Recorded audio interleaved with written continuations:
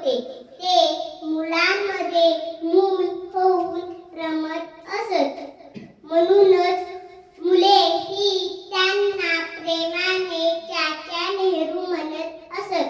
नेहरूंना वाटे की मुले ही राष्ट्राची संपत्ती आहे. त्यांच्यातूनच उद्याचे नेते निर्माण होणार आहे. बालकांना त्यांचे बालपण उपभोगता यावे म्हणून सरकारने प्राथमिक शिक्षण सर्वांसाठी सक्तीचे केले आहे. बालमजुरीच्या पद्धतीवर कायद्याने बंदी आणली आहे. आज मुले शिकतील तर पुढे जाऊन आपले देशाला चांगले शास्त्रज्ञ, चांगले डॉक्टर, चांगले सैनिक इत्यादी मिळतील.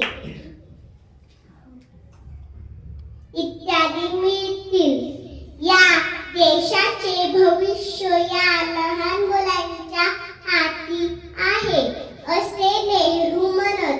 मातीच्या गोळ्याप्रमाणे असणाऱ्या लहान मुलांना योग्य मार्गदर्शन व दिशा मिळाली तर ते भविष्यात देशाचे आदर्श नागरिक होऊ शकतील.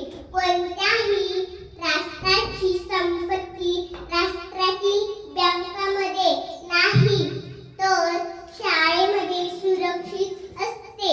या विचाराने नेहरूजींनी अनेक योजना आखल्या.